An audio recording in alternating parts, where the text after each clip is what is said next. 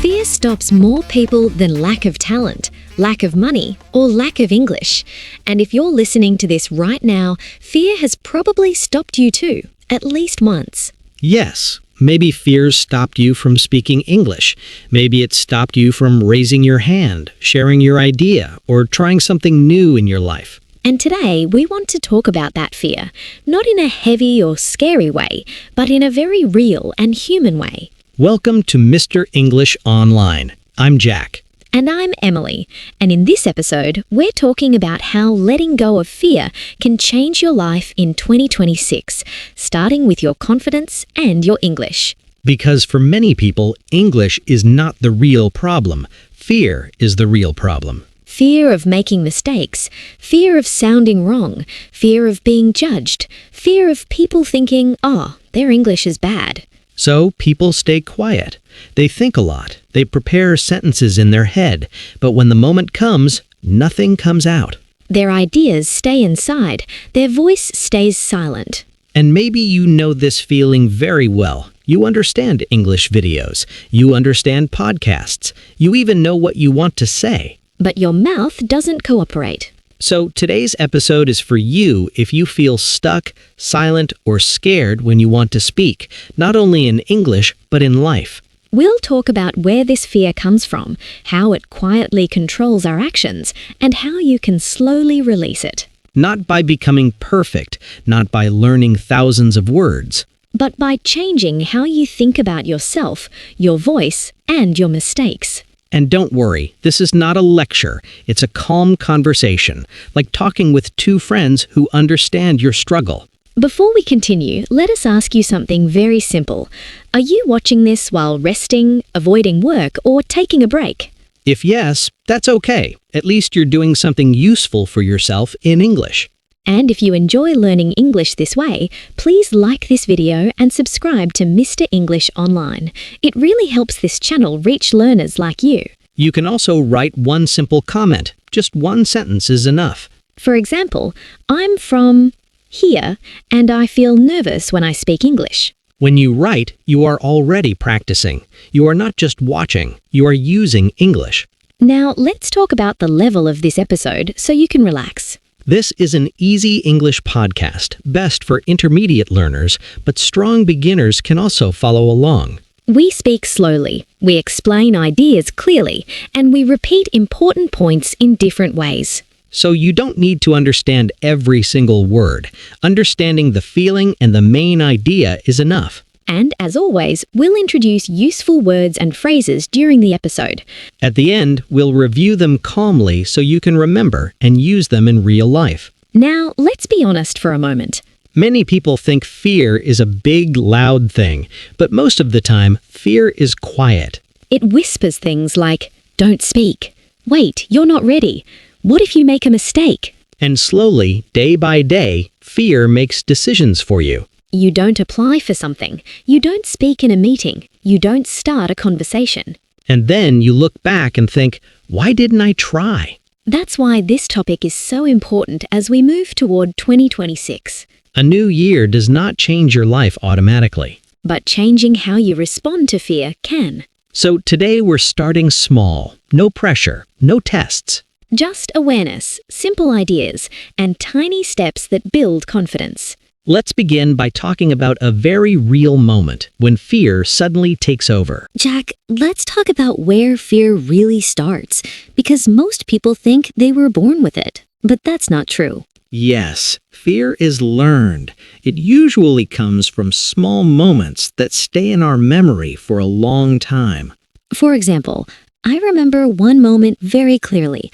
I was speaking English in front of others, and I made a small mistake. A small mistake, but it didn't feel small at that time. Exactly. Someone corrected me in a very sharp way. They didn't mean to hurt me, but the tone felt cold.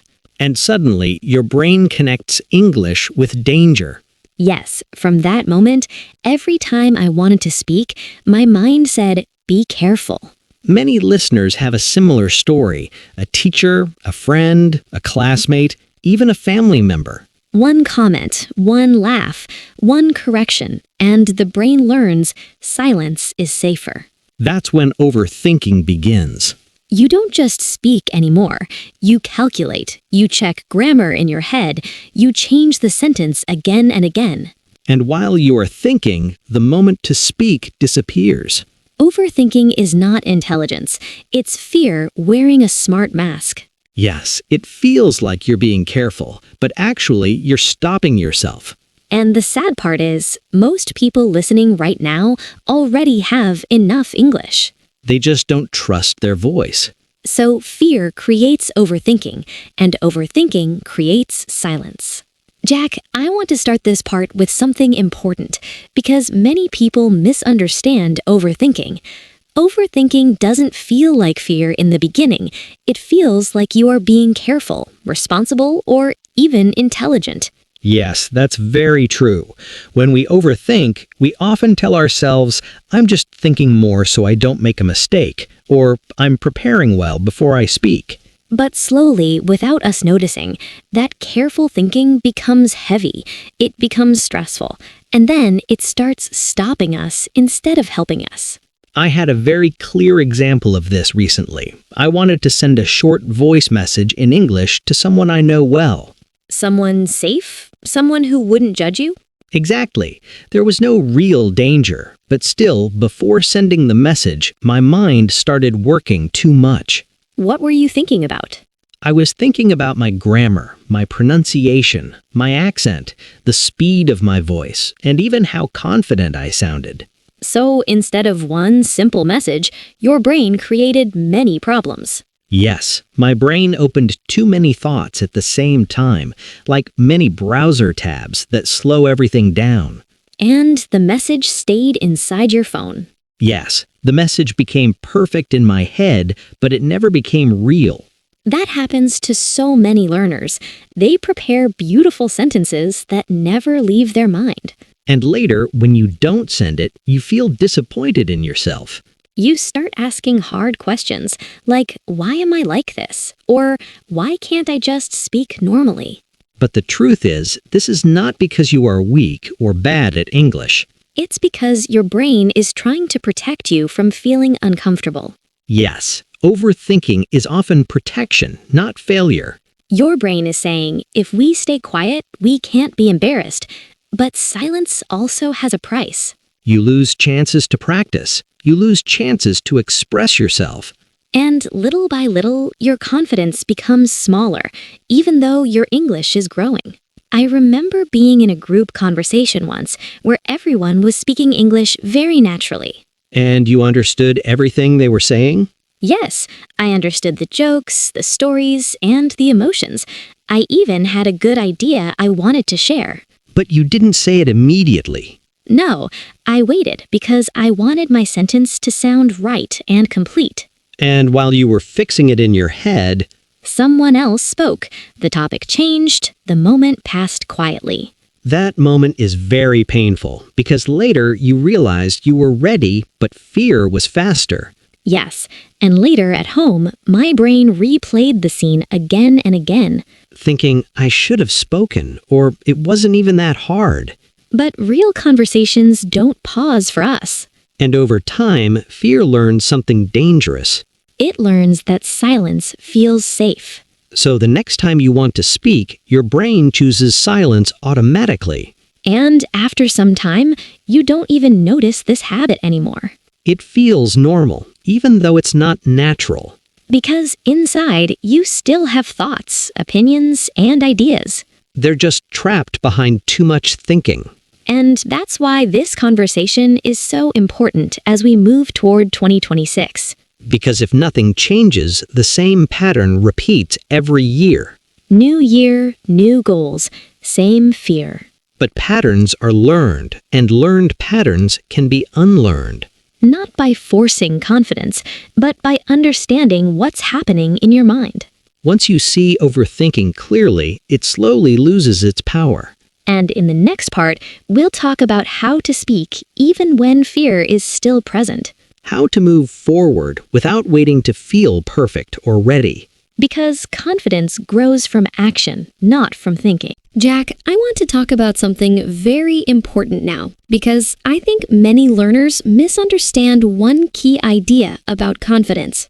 Yes, they believe confidence must come first, and only then they can speak. But in real life, confidence almost never comes before action. It usually comes after you do the thing you were scared to do. Exactly. Many people are waiting for a calm feeling inside their body before they speak English. They are waiting for the fear to disappear completely. But that moment often never arrives. And while they are waiting, months and even years pass. They keep learning new words, watching videos, listening to podcasts. But they stay silent in real conversations. So today, we want to change one simple idea in your mind. The goal is not to become fearless. The goal is to move forward even when fear is still present. Because fear is not a stop sign. It feels loud, but it is only a feeling. It can warn you, but it should not control you. I like to explain fear like this. Imagine fear is sitting next to you while you speak English. It keeps talking, saying things like, "Be careful," or "What if you make a mistake?"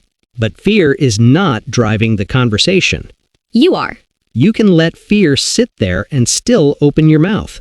And this is very important for overthinkers. Because overthinking makes fear sound very logical. Yes, overthinking says, "Wait, fix the sentence," or "Check the grammar again." It tells you to delay speaking just a little more. But that delay often turns into silence. So instead of waiting for the perfect sentence, we choose a usable one. For example, someone asks you a simple question like, "How are you today?" Your brain immediately starts working very fast. You think about tense, pronunciation, and sentence order. And then fear says, "Don't answer yet." But instead of listening to that voice, you choose a simple reply. You say, "I'm a little tired, but okay." That sentence may not be beautiful. But it is real communication. And when you say it, something important happens in your brain. Your brain learns that speaking is not dangerous. Not perfect, not impressive, just safe. And the brain learns through experience, not through thinking. Each time you speak, even a small sentence, you give your brain proof. Proof that people still understand you. Proof that mistakes are survivable. Proof that the conversation continues. And slowly, very slowly, fear becomes less powerful. Not because you fought it. But because you showed it that you can move anyway. This is how real confidence grows. Not from motivation videos. Not from waiting for the perfect moment. But from small actions repeated many times. And this is especially important in English speaking. Because speaking is a physical action, not just a mental one. Your mouth needs practice, not just your brain. So if you feel fear right now while listening to this, That does not mean you are failing. it means you are human. And learning happens when humans act, not when they wait. Now, Jack, there is another fear that stops many learners, and it is sometimes even stronger than the fear of making mistakes. Yes, and that fear is the fear of being judged by other people. Many learners feel like everyone is watching them very closely when they speak English. They imagine people noticing every small grammar mistake, every wrong word, and every unusual pronunciation. But most of the time, this feeling is not based on reality. It is based on how strongly we judge ourselves. When you are nervous, your mind becomes like a spotlight pointing only at you. And under that spotlight, every small mistake feels very big. But the truth is, most people are not watching you the way you think they are. They're busy thinking about what they will say next, or about their own problems and worries. Even when someone notices a mistake, it usually passes very quickly in their mind.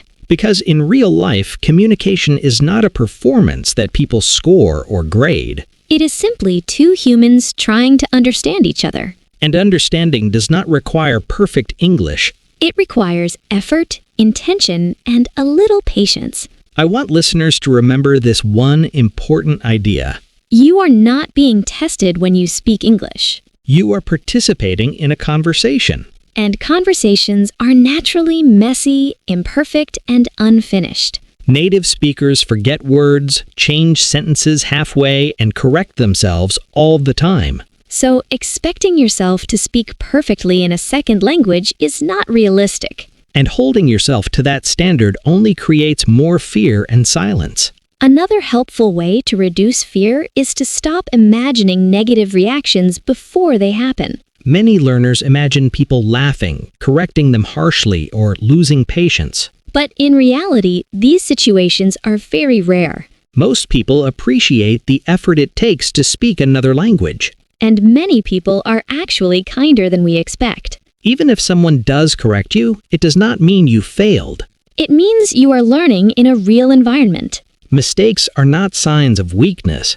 They are signs that you are actively using the language. And the only people who make no mistakes are the people who stay silent. Now, let's talk about what to do in the exact moment when overthinking appears. That moment usually comes very fast, right before you speak. Your heart beats a little faster, your mind becomes crowded, and your body feels tense. In that moment, you do not need a perfect strategy. You need a simple rule. Speak before your brain finishes overthinking. Say the first clear, simple sentence that comes to your mind. Even if it feels incomplete or basic. Because fluency is built from usage, not from planning. And confidence is built from action, not from waiting.